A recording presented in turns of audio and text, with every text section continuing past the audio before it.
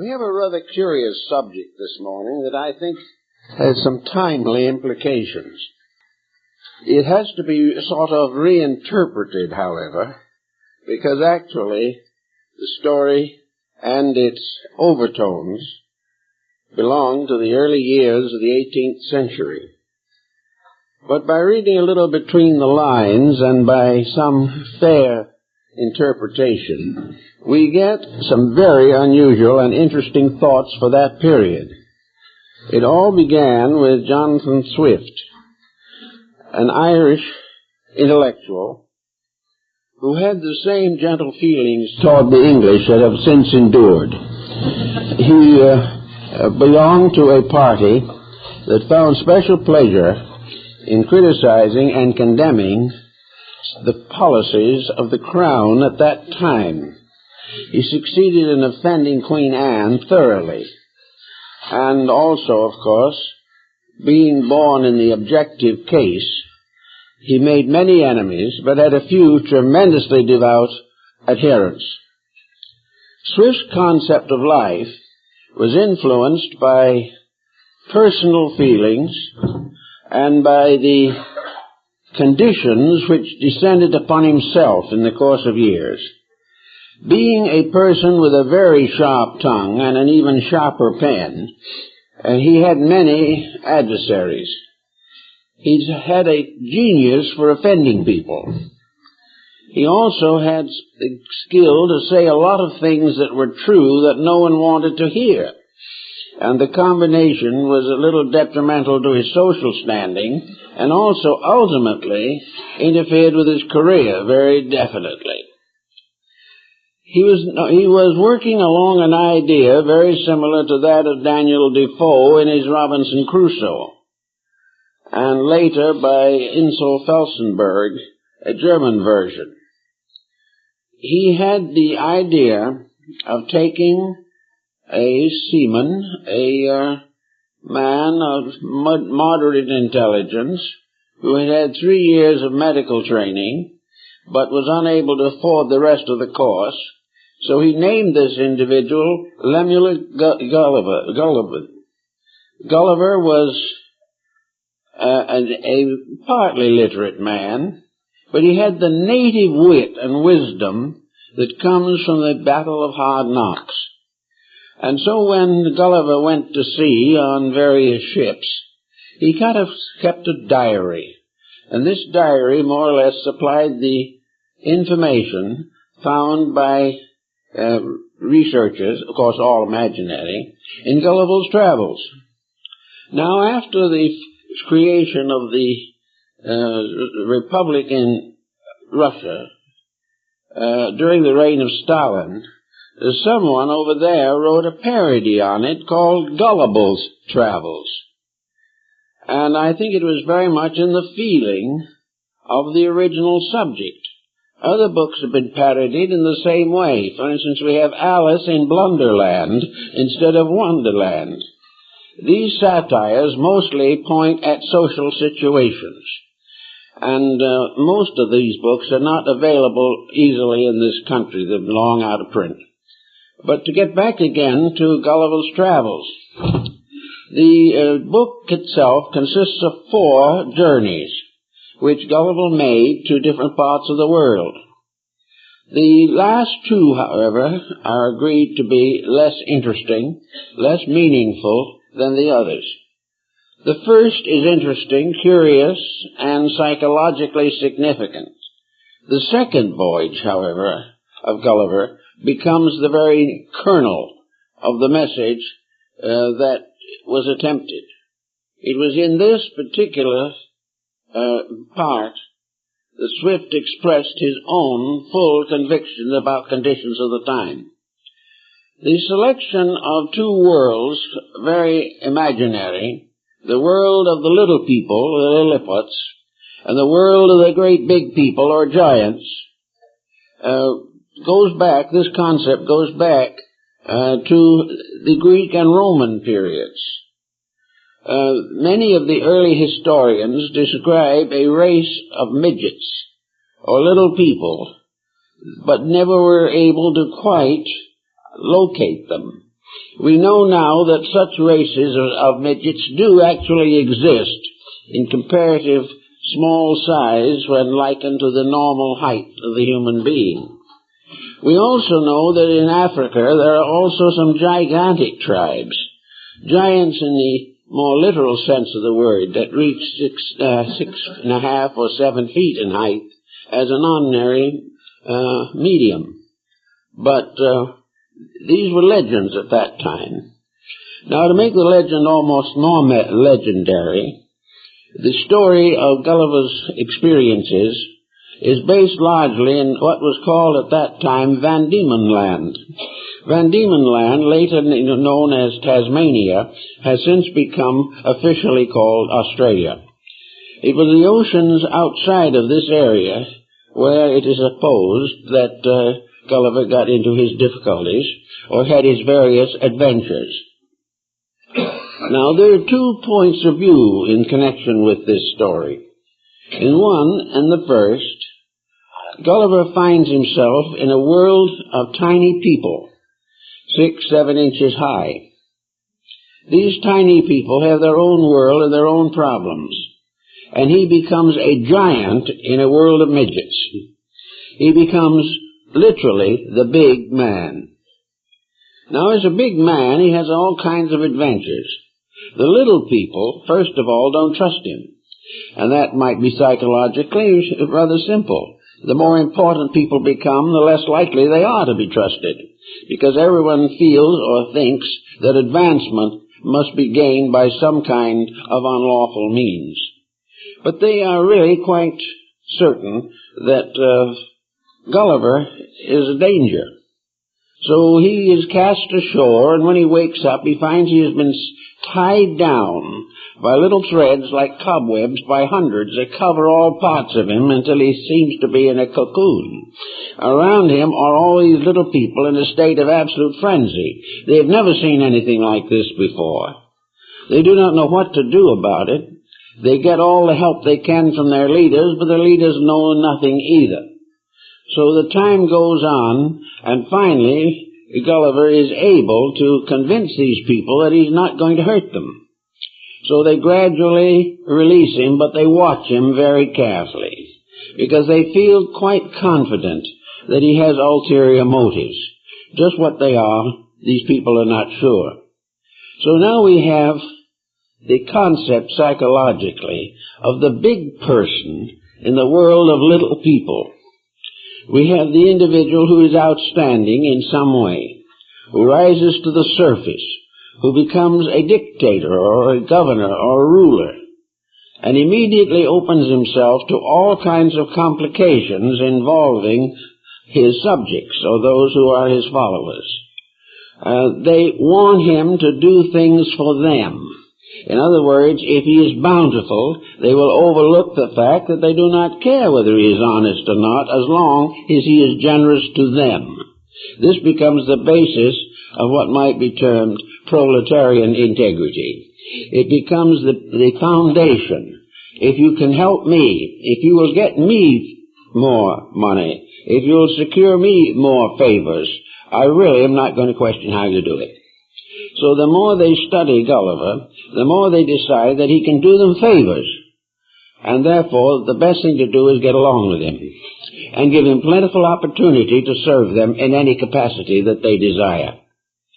As the story unfolds, Gulliver performs a number of very useful works for these people.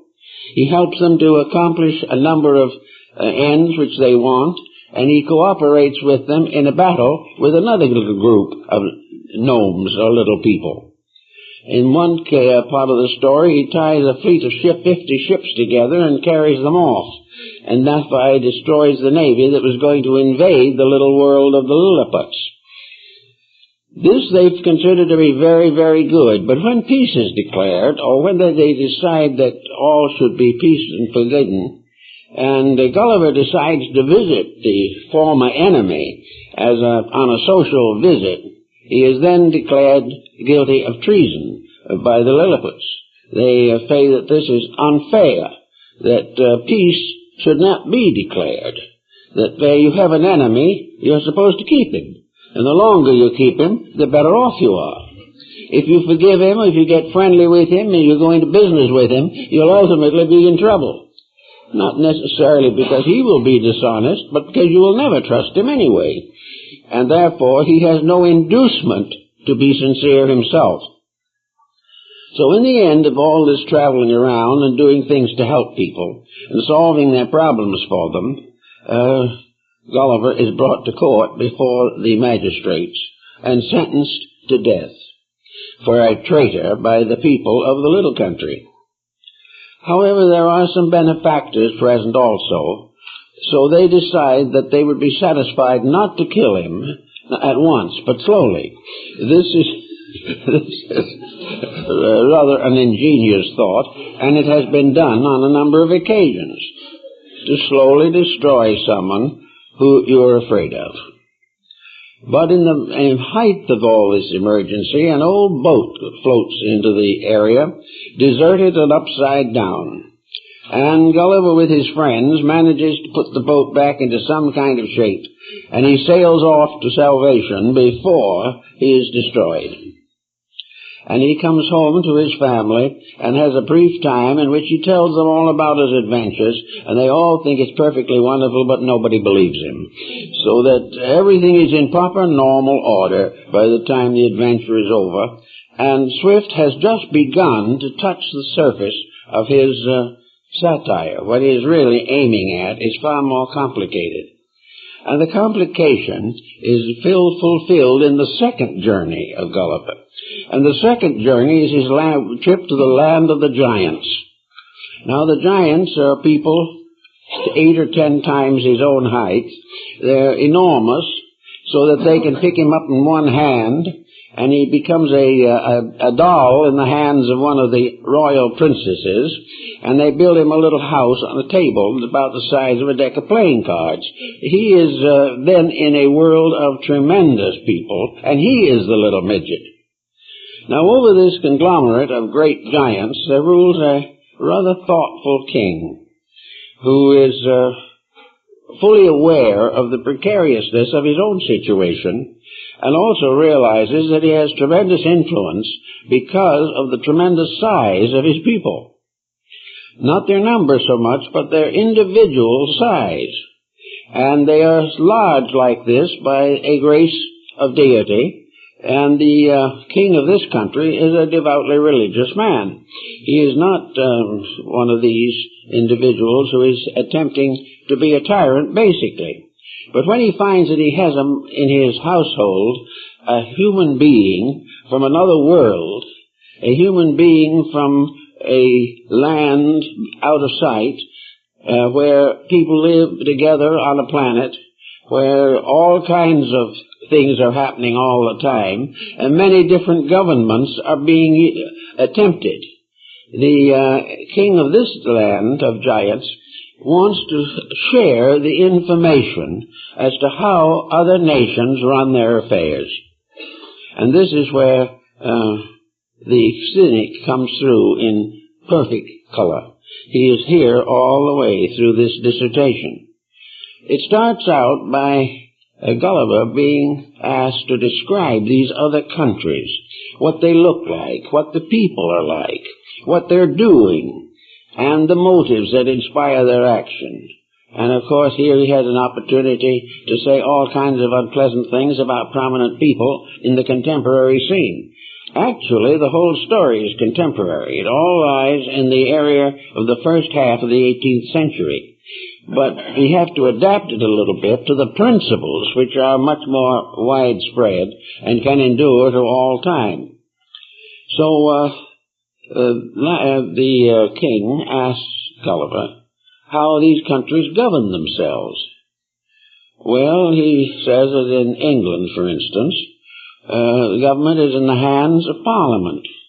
And Parliament consists of two houses, the House of Lords and the House of Commons. The king thinks this over very carefully. He says, well, how do you elect these people? How do they get there? How do you appoint them?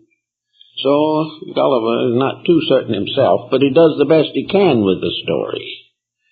and tries to impress the king with the fact that it is a parliamentary procedure. And he explains that the lords represent the owners, landowners, and nobility. And the king says, well, what makes them noble? This was a question that Gulliver had little trouble with. Well, they come from noble families. Well, what made the families noble? Oh, they were born into nobility. Oh. Well, if they were born into nobility, how does it operate in their lives? Are these nobles because they are a superior class? Are they in all cases superior people? And if they're not, why are they governing the country? Well, sort of stopped him for a moment. Well, he said, I guess I'll have to admit that they're not all superior people, that undoubtedly some of them are pretty good people and some are not so good. And then the king said, well, the ones that are not so good, why don't they get rid of them? Well, it's not quite that easy to get rid of these characters. Well, why isn't it easy? Well, after all, there's no one that can get rid of them but themselves, because they're appointed for life. And the king thought, well, he said, I don't know. I don't think I'm going to take that particular experience and do something with it. And what about this other house? Oh, that's the commons. And who are the commons? Well, the commons are the people, the public in general. Yes. And how do they elect an officer? Oh, they pick whom they think is best. Yes. Well, what motivates them to pick a certain person? Gulliver says, well, I suppose it's because they like him. Yes. Well, why do they like him? I says, well, I guess they like him because they think he's going to do things for them. The king said, that's what I thought. What are the inducements? Do these people that are elected in this way, are they tested? Are their characters examined? Do they pass examinations? Do they prove by back conduct that they are honorable? Are they really, if they are going to be the leaders, are they really better than the people they're leading? Well, maybe in some cases, maybe in some cases, no. Well, why can't they pick them so there will be? Discussion is getting pretty serious at this point. And what are their power? Well, they have power to govern themselves in the sense the commons make certain that the average person has a fair deal. And well, why don't the lords do that? Well, they have other interests. And by the way, he says, how are these people remunerated? What do you do about paying them?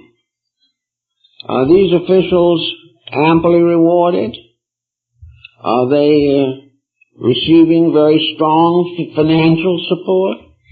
He says, well, I guess some of them are. He says, are those that are governing in either house more interested in their own advancement financially than the good of the people? I don't know. Could be either way. In other words, as the king, you are governed by people who pick themselves to govern you. Yes, I guess they do. You are being governed by people whose integrities and abilities have not been adequately determined. When you appoint a man to commons, which would be equivalent to our House of Representatives, are you picking a man of absolute integrity? Are you picking a man who couldn't be bought or sold for any price? Are you picking a man who will never associate himself with projects that are contrary to the good of his constituency? Is he going to play politics or is he going to take care of his people? Well, it's a kind of a question. We just don't know too much about some of these things. All right, the king then went on and said, now, how about the various problems involving the people now? Are all the people comfortable, well-fed, prosperous, and busy? Well, not all. Why not? If the best people in the country are governing the country, why are not all the people happy? Well, I guess some people don't want to be happy. Well, of course, that's possible too.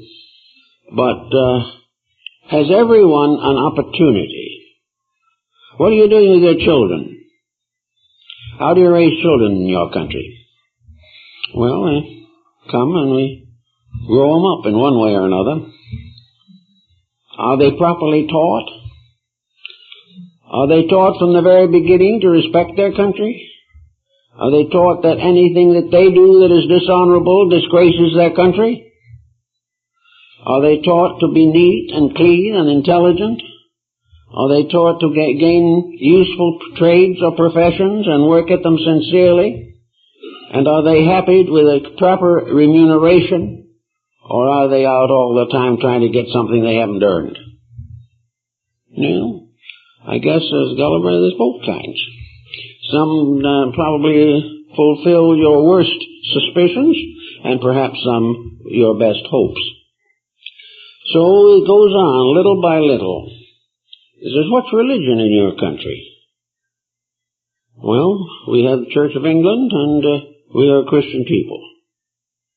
Well, what are Christian people? Well, they're people who follow the teachings of Christ. Do your leaders follow the teachings of Christ? Are they practicing whatever moral virtues that your sacred books imply?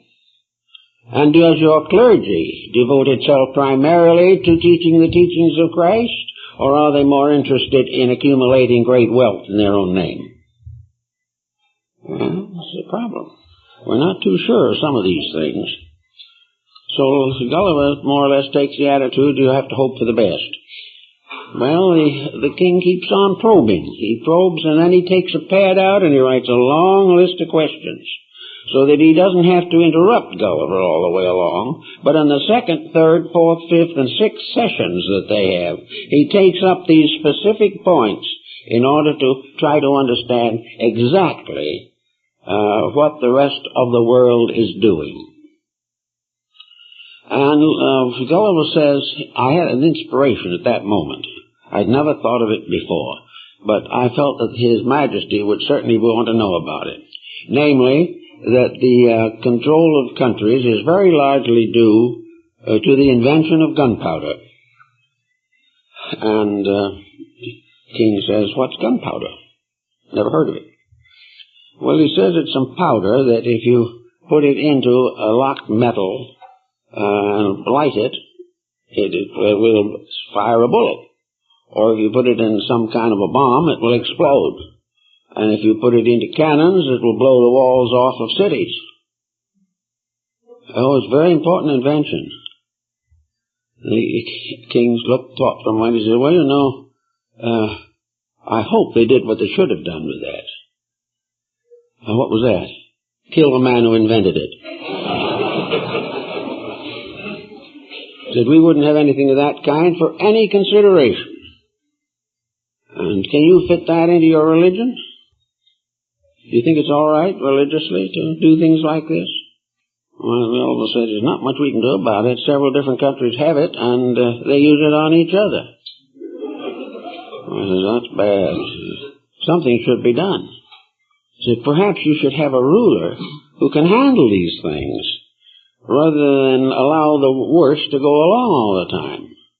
Isn't there somebody among your people who could really straighten this out so that people would know what was right and what was wrong and would go accordingly?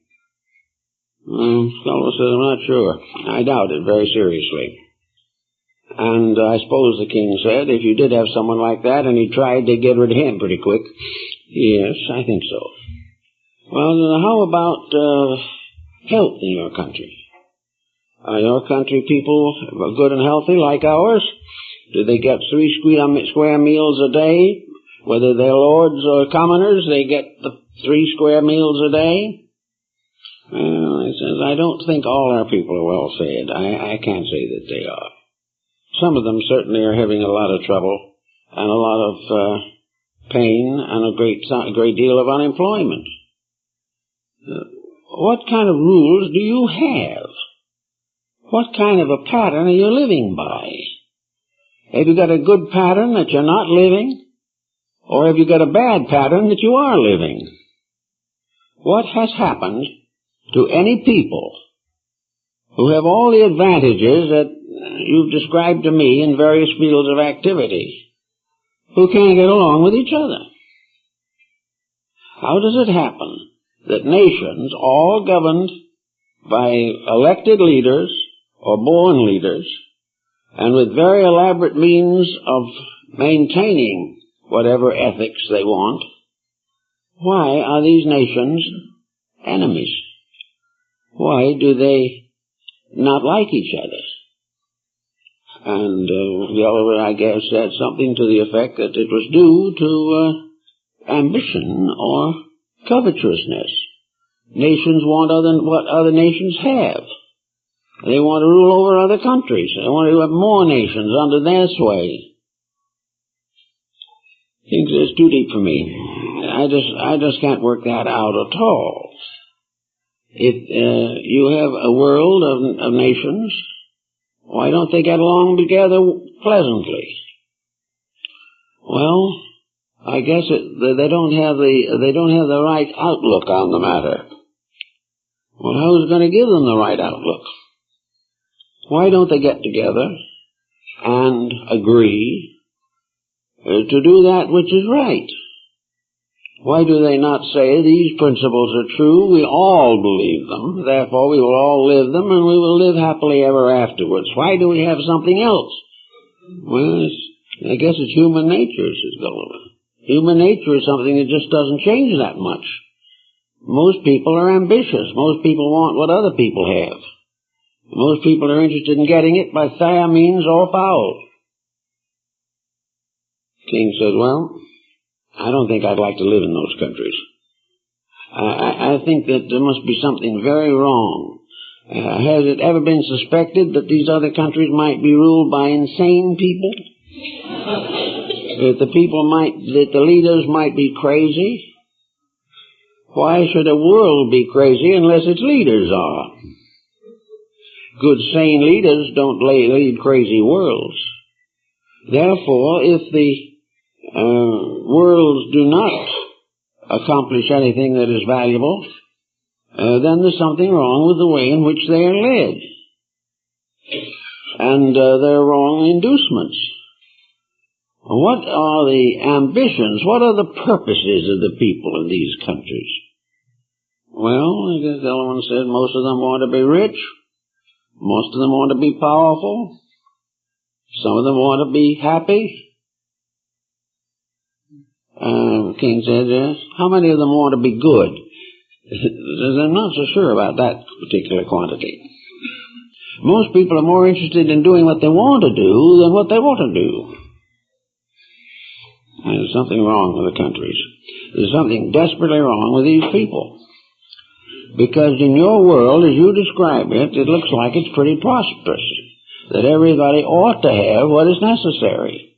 You have just as good a planet and just as good a world as we have. We're not having these troubles.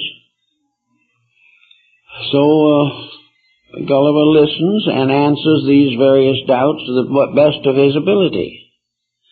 But he finally has to agree with the king that the great enemies of mankind in general are the avarices, ambitions, and conflicts of human nature. So the king says, ask how they expect to get rid of all of this, what you might term ignorance, that it's ignorance finally. Well, it says we have some awfully good schools where they can study what they ought to know. And the king says, well, are these schools teaching these people what they ought to know? Or are they simply teaching them to keep on doing what they're doing now? Well, he says these colleges are rather conservative in our country, at least. They're more or less inclined to stay with traditional ways. They're not interested in great changes. They're not interested in any changes which bring discomfort or poverty to any group. They want all to be happy. And I said, yes, happy, but they're not. If they're all supposed to be happy, why are most of them miserable? Haven't you the right laws? Haven't you the right rules? Haven't you the means of enforcing these laws? Why do you have crime? Why do people do things that are nasty to each other? Well, they don't know any better. Or they have never found out that there was a better way. I said, you better go and take a look at your educational system then and find out what's wrong with it. There's something desperately wrong or you wouldn't be in this condition. So it goes on through a number of pages in which Gulliver and the king have long heart-to-heart discussions on what is the matter with the world. And it finally boils down to the fact that humanity is what it is, and is going to remain what it is until they accept the leadership of someone that can help them to make it better. And until they learn to be honorable, they will never actually have any security. And they're going to pay for their selfishness with wars, pestilence, and poverty and crime. Now, this was in the early years of the 18th century. And, of course, most of these points were put into the terms of that day. But the substance of them was very definitely honorable and definitely constructive. These giants represented, very largely, an archetypal form of humanity. The truly great ones, the big ones, who are supposed to be responsible for the others. So in our modern world, the big ones can be almost anything. They can be giants of finance, lords of industry, or just simply wealthy leisure castes. But they are the ones, as leaders, upon whom the world depends for the advances that are necessary. Well, Swift himself takes the ground that everything that is wrong must be corrected by the ones who are doing the wrong. That it cannot be done by someone saying you mustn't do this. That's been attempted for ages and has led to nothing but revolt and rebellion. Each problem in which the group or the individual finds themselves in trouble presents the challenge. And while Swift doesn't go into great details on this subject, I think that the extension of his own thinking leads in this direction. That if there is trouble in any level of society, it must be worked out on that level. That it must be solved by the individuals in trouble recognizing why they are in trouble. Unless they find out for certain that the situation demands some change in their own conduct, we're not going to have any successful solutions. If some dictator demands a change and forces a change by violence, destroying a system which in his opinion is corrupt, those whom he attempts to save will shortly turn on him. Because unless the understanding is stimulated, you will not have any progress. Progress is not legislated, it is experienced. It becomes part of our daily life to learn to do things better. And if we lock ourselves to learning of this kind, we are always in trouble. Learning has as its fountainhead the school system. It is from the educational system of mankind that young people are trained for the kind of career that they are supposed to have. Now, does this system, as the king in the little story tells us, does this system teach basic integrity and place success on the level of integrity rather than advantage or some special deceit. Is education fitting this citizen for a life of integrity, which will help him to demand it as a birthright and to cooperate with others of similar mind? If education is limited entirely to skill for profit, we will never have a race of leaders capable of leading a people to peace and security. It simply cannot be done. There will never be an armament strong enough to end war. There will never be laws better enough or bettered enough to bring prosperity to the 4.5 billion people who are on this planet. The only way these better things can come is through a voluntary cooperation of peoples. Each group must finally realize its interdependence and work with all other groups to make all legitimate advantage of the opportunities and resources of the planet. Unless this is done, it's just not going to solve itself. It's going to keep right on getting worse and worse.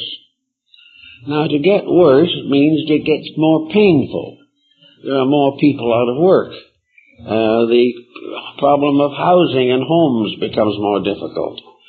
Food shortages arise, and exceptional and unreasonable profits burden those who are already heavily burdened.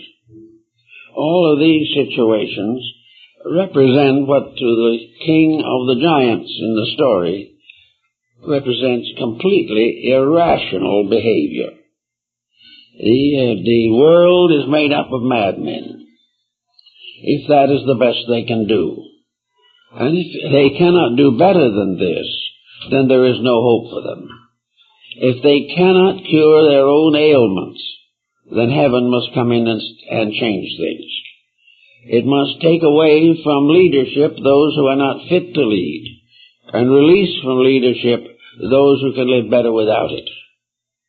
So the whole problem lies in the recognition that the individual, whether he be an intellectual or a tradesman or a craftsman or a worker in a factory, must be a prophet to the system to which he belongs. He must be right. He must be a unit of integrity in the great structure of things. If we do not have enough units of integrity, no good laws can be enforced. And the answer to why are we not doing this probably goes back far beyond anything that Gulliver talked about or that the author of Gulliver had in mind. Actually, at the basis of our lives, at the beginnings and foundations of all things, we have a humanity in common. This humanity has endowed all of us with similar attitudes, similar aptitudes, similar potentials. Every human being is a unit capable of education and discipline, with a few exceptions of cases of accidental births or disablements. Nearly all human beings can become better. They can grow, they can learn more, they can be more understanding, and they can be more thoughtful and sympathetic in their relations with each other. This is blocked by one circumstance: the desperate desire of each individual to have all that he can for himself. And yet, if we analyze the whole business, if we took every dollar that there is on the planet and all the potential wealth on the planet and divided it evenly among all peoples, very few would be any happier than they are now. Because as one parody years ago pointed this out, that at the end of the division, a few people bought some cheap toys and gadgets, and immediately the others lost all their money buying things they didn't need, and the economic system was right where it was before. The people didn't know. So here we have, back in the days of Sparta and all these times, desperate efforts to try to find a common denominator for the human problem.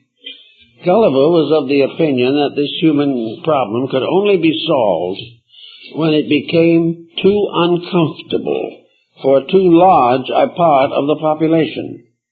When everybody is miserable, then something has to be happening, because now we have something in common, even if it's only a disaster.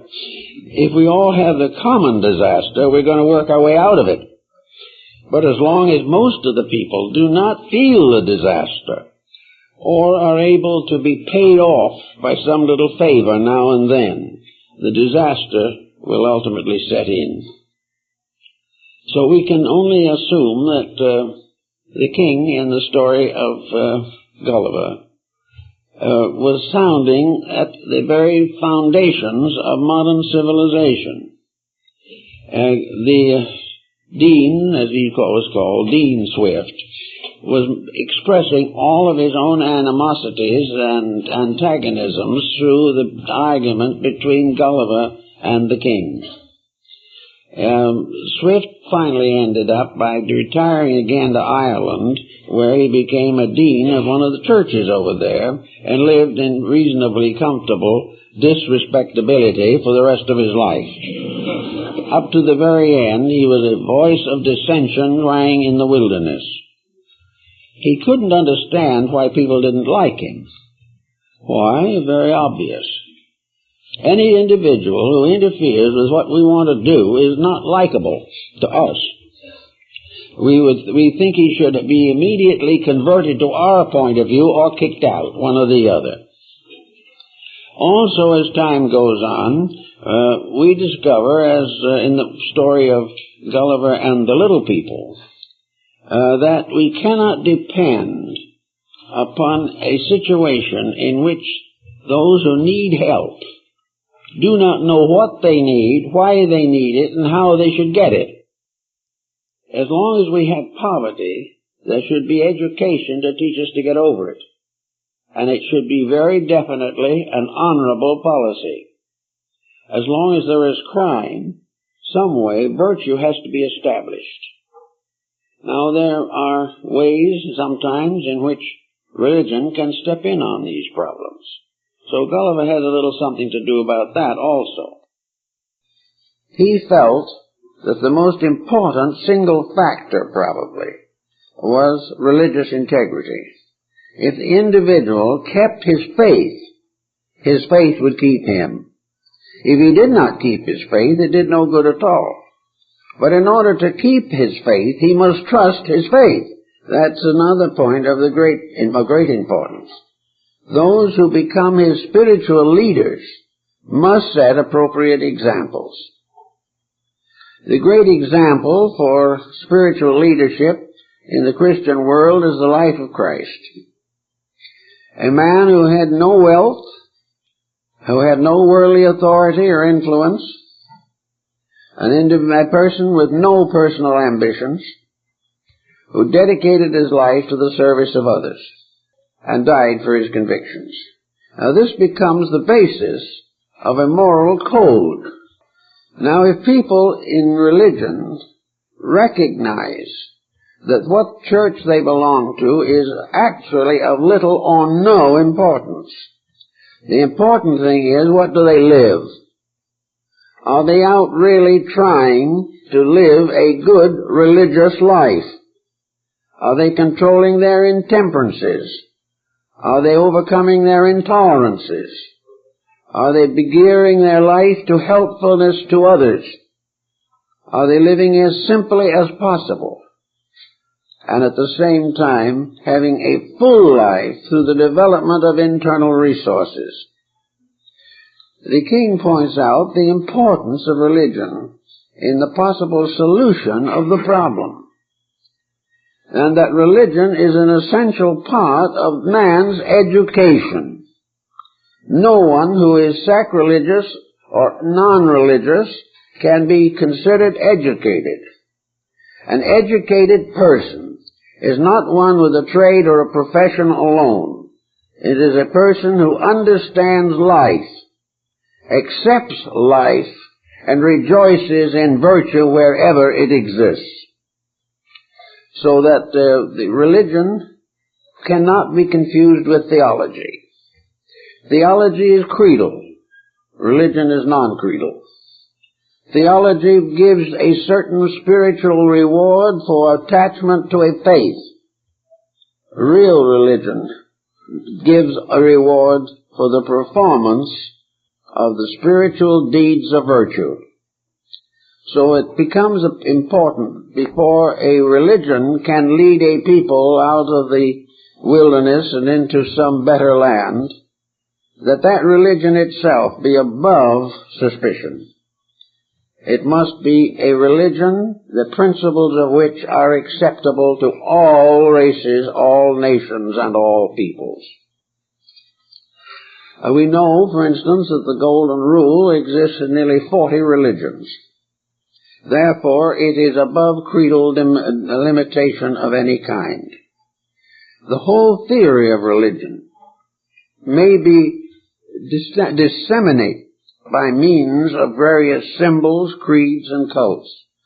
But in the heart of every believer, there must be a proper spirit of generosity, understanding, sympathy, and mutual affection with the members of all other religions. There is no way of bringing this world together unless the faith of people in a larger life brings them together. So we have this problem, which is comparatively ignored in our present time. In fact, we do everything possible to ignore it. That some way, the principles of religion, whether they be theologized or secularized, the principles must be part of education. Until education places honesty above wealth, integrity above success, there can never be any general improvement in mankind. The individual who has lived without religious consolation until he reaches his 60s or 70s is a poor candidate for participation in a better religious world. A few will make it, and will make wonderful gifts to humanity. But for the most part, individuals in later life are too tired to crusade. They are content to discuss matters only with those who are of similar mind and heart. But without religious leadership, we are not going to solve the problem. That brings another point into focus. How are we going to select leaders? The king of the country where the giants live said there has to be a very definite way of controlling leadership. In other words, if the individual cannot get a job without a resume, he should not be a senator without a resume. He should be able to prove fitness. He should not depend upon the buying power in the selection of votes. He should and must be capable of proving that he is at least 1% above the people who elect him. And this 1% is not wealth, or shrewdness, or glamour. It is knowledge. A real, basic insight into problems, and a dedication of heart and mind to solve problems, rather than to protect personal appointments. Also, the leaders of a country must never gather in the back room and do things or say things that the public that elects them do not know. There may be things that have to be handled with discretion, but they must never be a conspiracy of government against the people. And if there is, the people gradually lose all respect for those who govern them. The main point of government, as Plato points out, and apparently Plato and his philosophy played a considerable part in the story of Gulliver. Plato said, the best must lead. and the best must be best to those whom they lead. In other words, the leader must have the basic respect of those he leads. They must never question his integrity or be brought into the examples of perversity which disfigure public appointments. If the leader is just, honest, unselfish, and fair, he can contribute to the preservation of his people. But if the leader is looking for fame, or trying to fulfill ambitions, or trying to advance the causes of minorities above the good of the people, he's in trouble. Now, off in the land beyond Tasmania, or wherever it was this story is settled, the problems that we know now existed apparently mostly as mental emergencies. The king was looking to the future. He wanted to know how things should be done, and he wanted to prevent rather than cure any difficulties that might arise in his kingdom of giants. He wanted to be one ahead in matters of solution. In other words, regardless of what other people think or how they think, the accepted leader must have a plan that will work, and a plan that is based upon the greater good to the greater number. As soon as the leader starts planning for himself and his clique, there's trouble. So we have all these little problems that can be brought home to us in these rather hectic days where we live now. That all the world is now more or less made up of giants. There are not too many little people floating around. What we would call little people today are giants short of change, but they're all there just the same. But in comparison to the ancients, we are all giants. 100 years ago, many of the things we now take as commonplace were unknown. And our standard of living is infinitely higher even now than it has ever been known in the history of the world. But being giants, we have to plan a future for giants and not a future for midgets.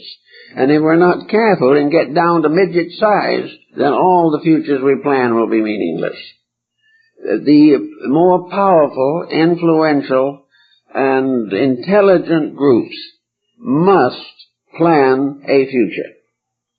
Now, a lot of people are planning futures in their own way, but we have to get above, behind, and beyond the Wall Street Journal. We have to do something that is planning a future which is good. And what we want in the future, what do we want most of all in the future? Probably today the thing that we want most of all is world peace. This we are deeply concerned with, because sometime our children and their children will have to pay for a mistake if we make it now. World peace seems to most people completely impossible. In fact, most of the statisticians of today are not even willing to assume the possibility that we can go on indefinitely without strife. And yet, actually, if you travel among different people, I've traveled among, I think, most of the nations of the world, these people are not warmongers. They are not miserable wretches trying to kill somebody. They're fathers and mothers and children, living maybe on a low standard of life, but still they want life. And they are more inclined to be kind, generous, thoughtful in the sharing of what they have than those who have much more. The people of the world do not want war. If the people do not want it, why do we have it?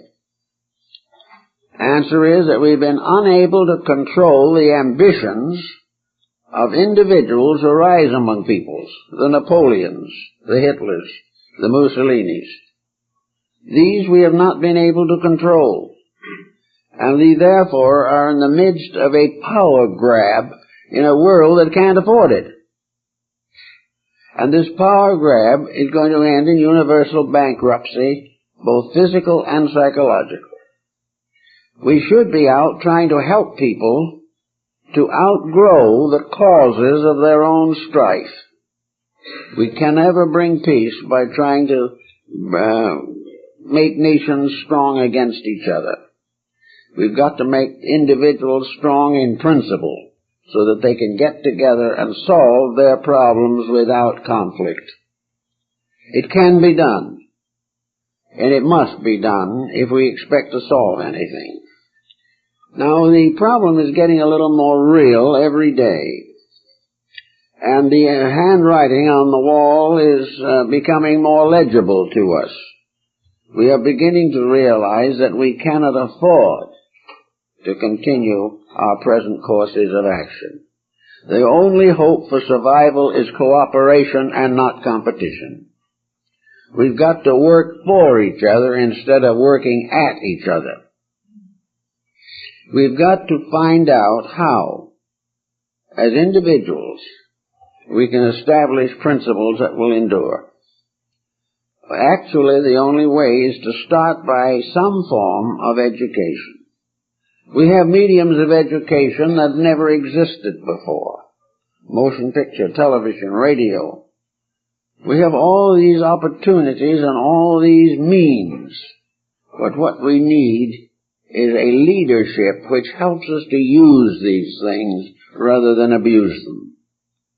We have skills today, computerization, all of these things could all contribute to a better world, but instead of that, they are contributing only to the wealth of individuals and organizations.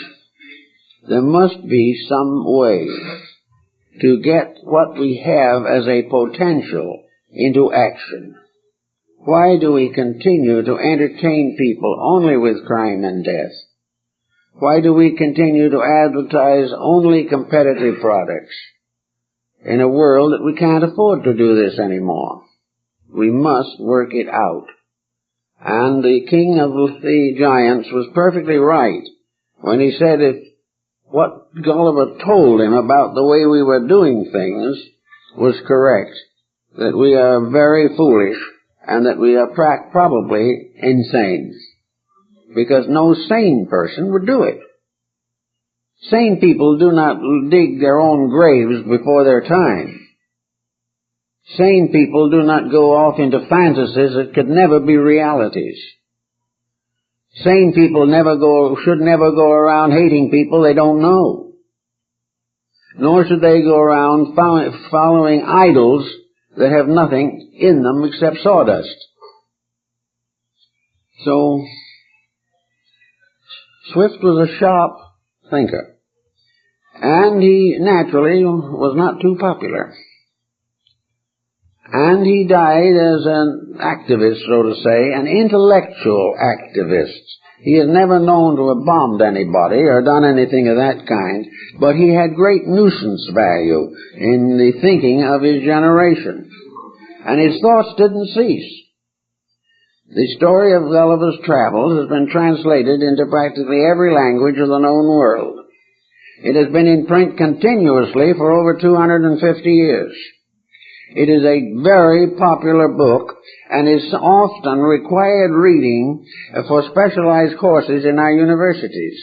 It is considered to be a great satire.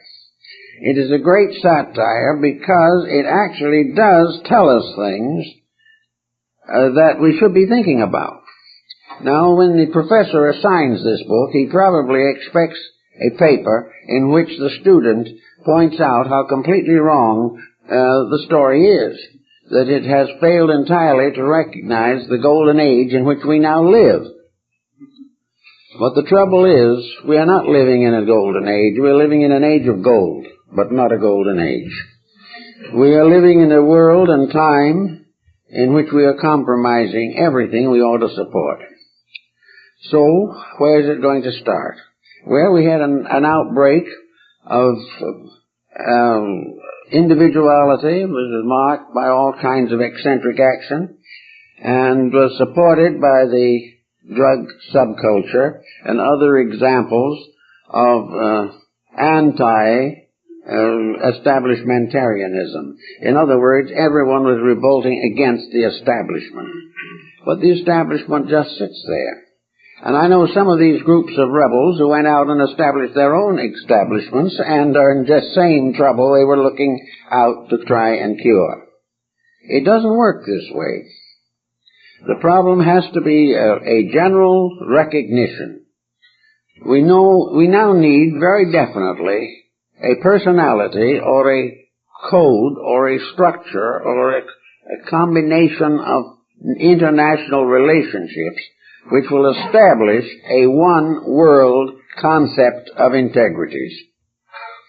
We must all agree on what is right, and what we agree with must be right, or it will never work. But there's no reason why peoples of all nations and languages should not have the same basic moral values, the values by which we say, "Thou shalt not kill," and mean it. We should also have proper devotion and respect. We should honor the father and the mother. We should not steal, nor forbear false witness. But if we kept the 10 Commandments, most of our present institutions would fall apart. They couldn't take it, because they're all breaking these simple rules every day. Somewhere we are going to have to outgrow this, so there will be serious trouble. We have some time yet. I don't know just how long, but the time is being extended by the gradual appearance of sincere remedial efforts. More and more people are beginning to see the facts of life. They're beginning to realize how they have been exploited, how they have been misrepresented, and how their various institutions have been corrupted by selfishness and ambition. So now comes the problem. What are we going to do about it? Well, one group wants to parade. Another group thinks they should bomb consulates. Everyone has some kind of a violent solution to the problem. We must be heard, we must be seen, and if people don't like us, we must hurt them until they learn to accept us. No answer. The period that we had our people in the consulate in Iran for so long solved nothing. We were lucky to get them home, but nothing has been solved.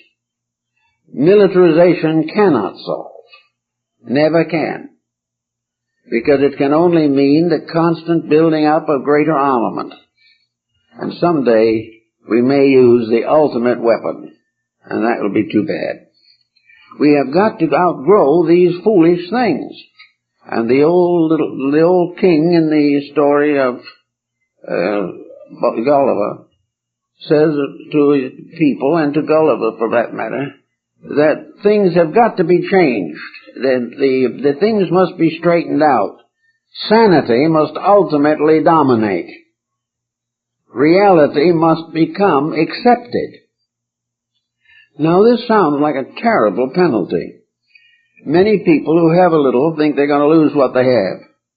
It's not going to make too much difference because they're going to lose it anyway. But by careful thinking, they may be able to reclaim a life and build a proper career with what they need and a reasonable amount of luxuries. But they're going to have to do some hard thinking. If we can get these various motions going a little bit, we are in a position now where nearly everyone is frightened. And the fear extends not only through the capitalistic theories of Western nations, but also through the communistic theories of half of the population of the earth. Things are going just as badly with one type of dictatorship as with the other. There is no solution to be found by simply pushing along the old accepted route. I got about a week ago, I got a book written in Red China and published in Hong Kong or one of the Chinese cities, I'm not quite remember which. But it's a history of Tibet. and it is a very interesting document, an official publication of the Communist people of China, in the form, in the introduction, of an abject apology for the crime which they committed against the Tibetan people. They are apologizing to the world, and they're promising it'll never happen again. Well, this is something you didn't expect to hear. I didn't when I read the book, but I ran into it, and what are you going to do about it? It's there. And the same attitude is arising in many other directions. The breaking down of the situation is obvious. A few years ago, Chairman Mao had a little red book. And of that little red book, 900 million copies were sold. Not as much a phenomenon as you might think, because one was sold to each citizen of China. And that just about took up the edition. But that book can't be found now. It's gone, forgotten. It was one of this great cultural leap into the future. Get rid of religion, get rid of all these things. Dead. The new administration is working the opposite direction. There was an article in the Christian Science Monitor a few days ago of the new Chinese policy. Get rich first. Now, this is something we wouldn't expect to hear from them. Now, when they mean get rich first, they mean that the farmer should have enough to live on, that he should have a little profit. And an example given in the newspaper was that one individual who now has achieved, and has his picture in the paper in China as being the one who had accomplished the get rich first attainment, was in the fireworks manufacturing business with a little sideline on agriculture. And between the two things together, he has managed to accumulate a fantastic income of about $9,000 a year. This is the idea of get rich first. They're not talking about millions, but they're talking about each individual having a little incentive to get what he needs. Now, this is a great change from the old position. The change is also found now in Tibet, where young people are not at all discouraged if they wish to enter the monasteries. Any Tibetan now can be a monk without having any trouble with the government. The temples are open again. The destroyed buildings are being rebuilt. And the whole point now rests on the fact that the Chinese discovered that they could never handle Tibet unless they gave them back their religion. And they've done it. Now, this is the type of thing that is very, we might say, astonishing. It's very unpleasant to some people. They don't like this type of thing. They want us to go on as we have. More atheists, the better. They want us to go on completely concerned with economic advancement. It's impossible. The whole situation is breaking up. Now, there doesn't have to be a great catastrophe. There's no catastrophe in Tibet when they start rebuilding the monasteries.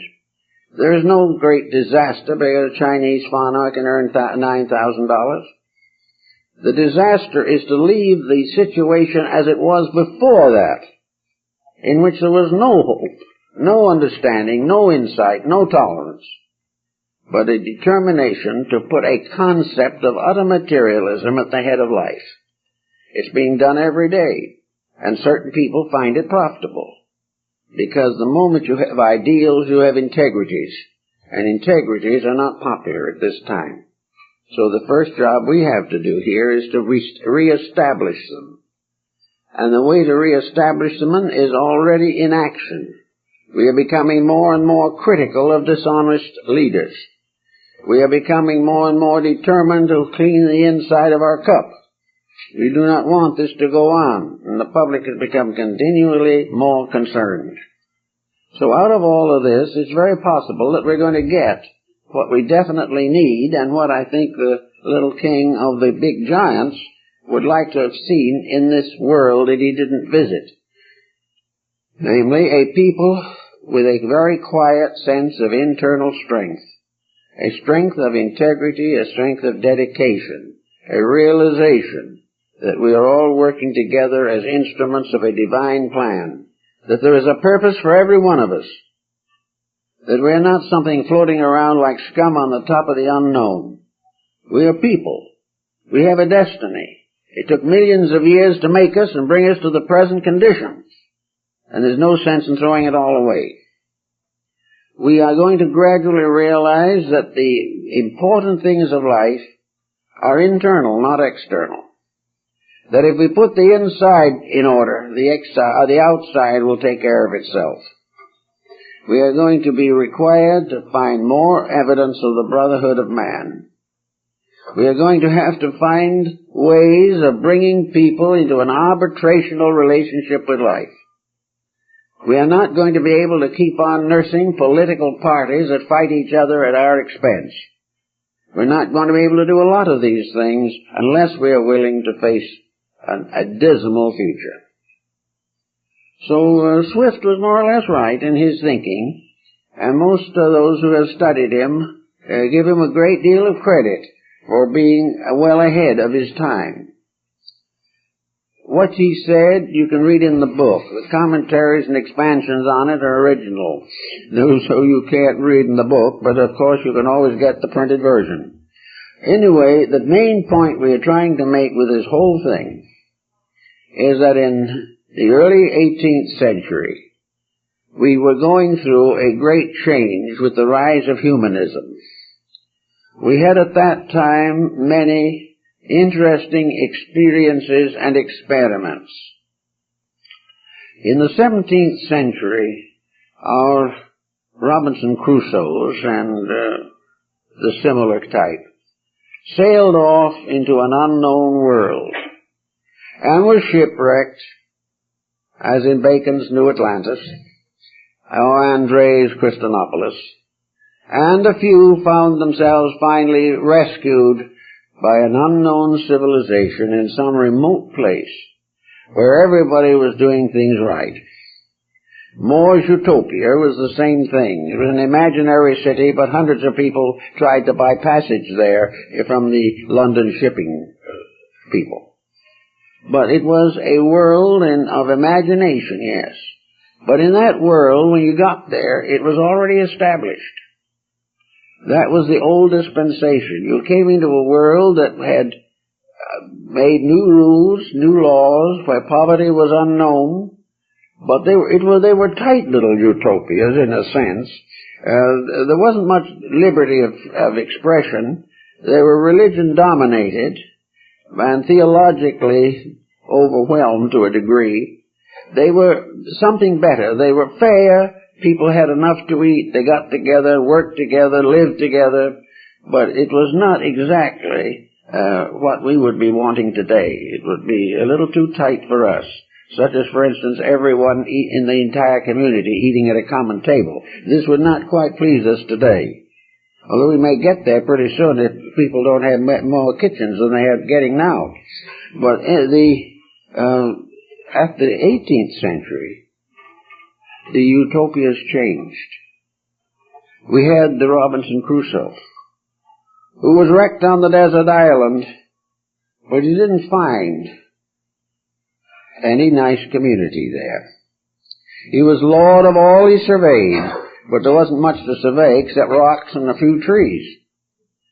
So he had to build his life there with the aid of his man Good Friday. He built a world for himself, and so did several of the other utopias, especially Robinson Arden.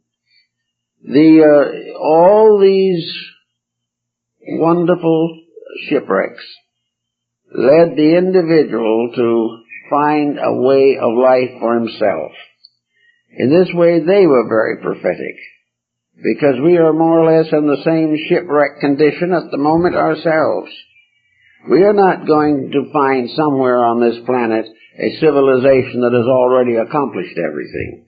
We're not going to find that, where peace happiness always prevails, unless it would be among very aboriginal groups who haven't learned our ways of life. But it is perfectly proper to say we should build it ourselves. So the new Atlantis, in a sense, is built by ourselves. We have to go out and go through a shipwreck, find that we have destroyed everything that we thought was important, and then start again to build on a cooperative foundation.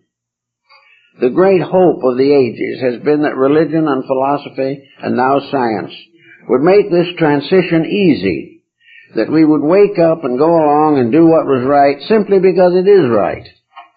But up to the present time, we haven't been able to break the backbone of selfishness. The individual still wants what he wants at the expense of everyone else. He still longs for fame and will destroy others to attain distinction. The profits, the honors, the fame, all these things still become the great inducements. And as long as this remains, the answers will not come. But now, more and more, all over the world, interreligious interest is developing. If not too many years ago, anyone who didn't belong to our faith and lived in this country was simply a heathen. Today, the heathens are doing very well for themselves and are becoming more and more accepted. We are sending more missionaries, perhaps, to the Far East, but I doubt if we're sending any more than they are sending to us. They are sending them to us now. They figure that we over here pretty nearly need salvation, and they're not so far off. They've decided that something has to be done to save us. And so over they come. Sometimes with a good message, sometimes not so good, sometimes honest, sometimes doubtful, but always they come. And they are given a respectful attention.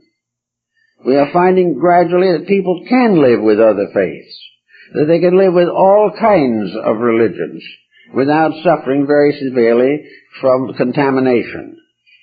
Gradually we are coming to know the rest of the world better.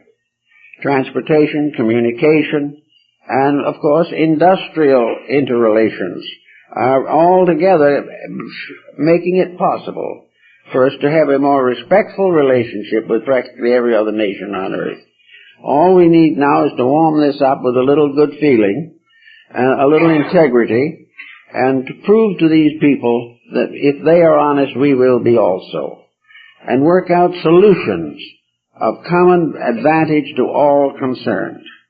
To do these solutional things, our leaders must be capable of motivating and implementing solutions. They must know. Government must know what is necessary and must accomplish it. Government does not exist to protect itself, but to serve its people. And this has to come. And it is coming.